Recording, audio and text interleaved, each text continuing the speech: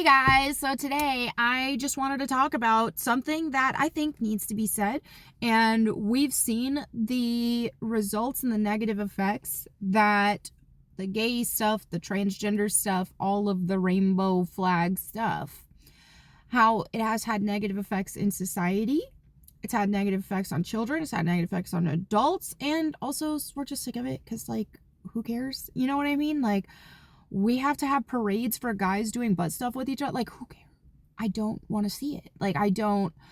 Now, with America being founded as a Christian nation, with us being a Christian nation for the most part, granted, we're kind of, as a whole, slipping on that, and we need to, like, refocus, which I think we are seeing a rise in that, thank goodness, because otherwise our country would fall.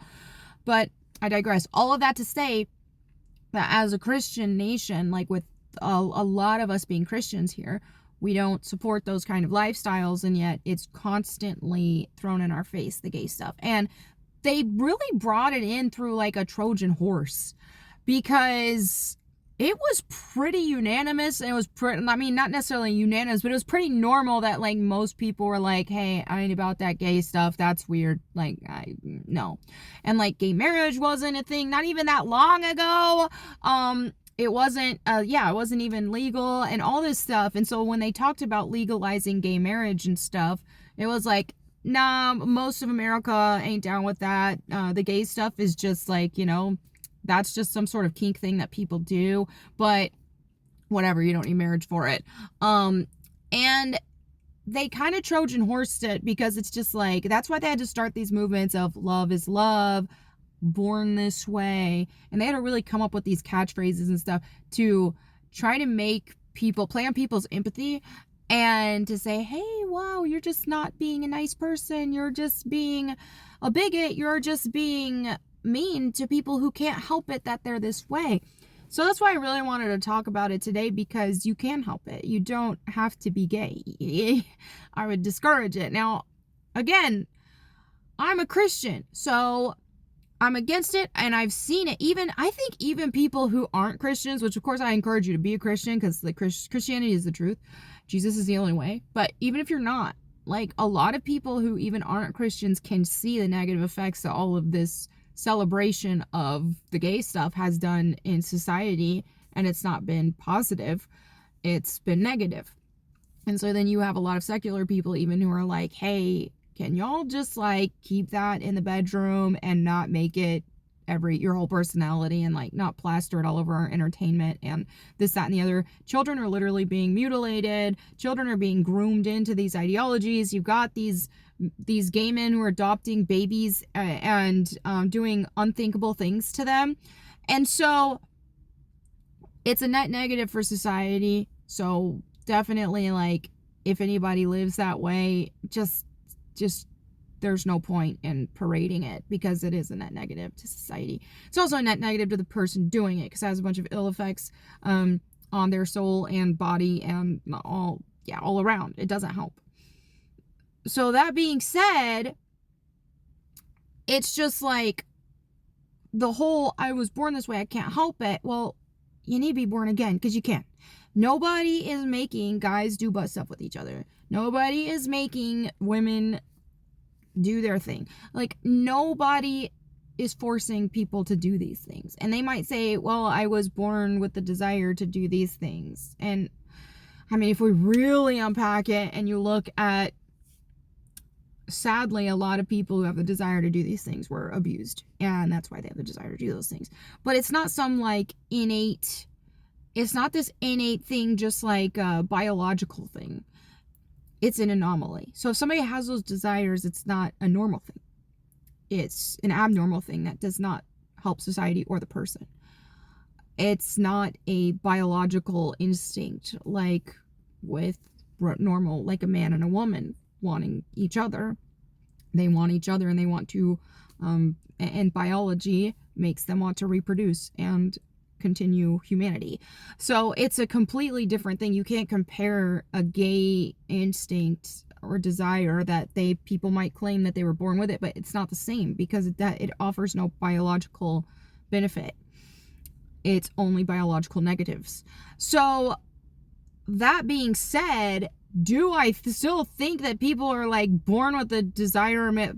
We're born into sin. That's all I need to know about it. Like, we're born into sin. We're born having sinful desires. So if I hear somebody say, well, I've always known ever since I was a little kid that I liked the same sex, this, that, and the other, like, that really does, it doesn't make me feel any different. It doesn't make me feel like, oh, well, then that makes it okay, because we're all born wanting to do different things that aren't good, right? So you might be born wanting to, oh, it's my instinct that my friend had this action figure that I wanted that I didn't have, so I wanted to steal it. Well, that doesn't make it okay that was a natural instinct that you want to steal. So we all have different sin that we gravitate to, and it doesn't mean that it's good for us. And that's just one of them. So if somebody is plagued with same-sex attraction and desires, I really sympathize for them, because it's like, it's not a healthy thing. It's not good for them. It's not good for society. And it's not good for the person to partake in that. And that's why I would encourage them to seek Jesus and really stay strong and grow in their faith and stay in the Word of God. And when you have that concrete foundation that is Jesus Christ, He can deliver you from that. Right? There are people who are alcoholics, for example, that struggle with that. And hey, turn to Jesus, and Christ can help deliver you from that. That temptation's still going to be there, but they can overcome it. And so that's the same thing when it comes to these gay lifestyles and stuff. This is an unhealthy desire. It's not a healthy desire. It's an unhealthy desire. So rather than celebrate it, just like we shouldn't be celebrating alcoholism, we shouldn't be celebrating doing drugs, we shouldn't be celebrating thievery, we shouldn't be celebrating being fat, which that's another topic. I can make a whole other video about that. Same things like those. These are all unhealthy things. And likewise, and so because we're in the sexuality department, which I will die on the hill that sexualities don't exist. There's no such thing as sexuality. That is a construct, a social construct.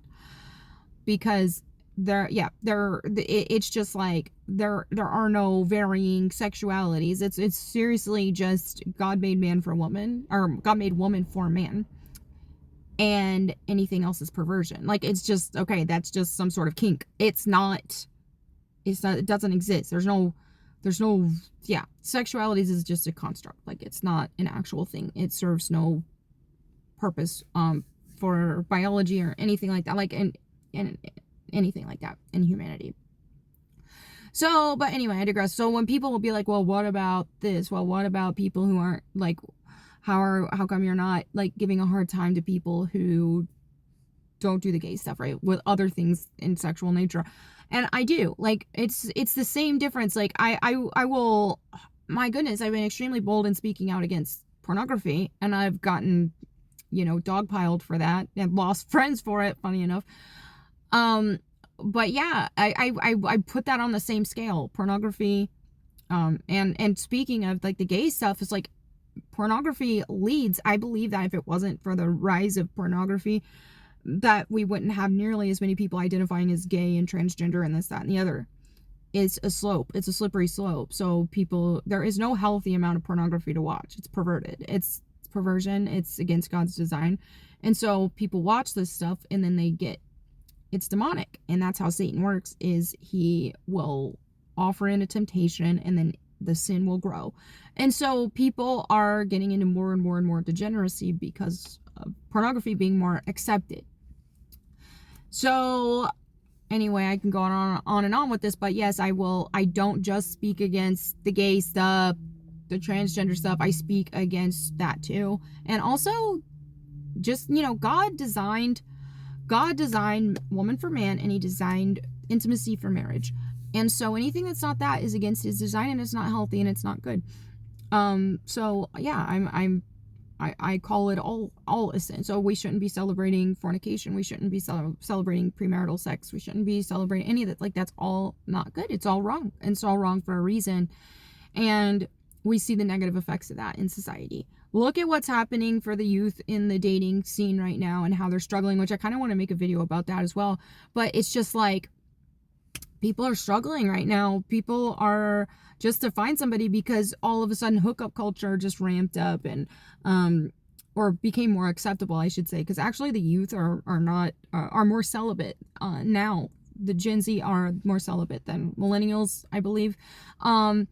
So, but I should say, normality of hookup culture, not be like premarital sex, all that stuff. Like, it's, yeah. Anyway, it's pretty normalized, and you see a lot of like, it's pretty normal for couples to live together before marriage and stuff, and like, I've done that before.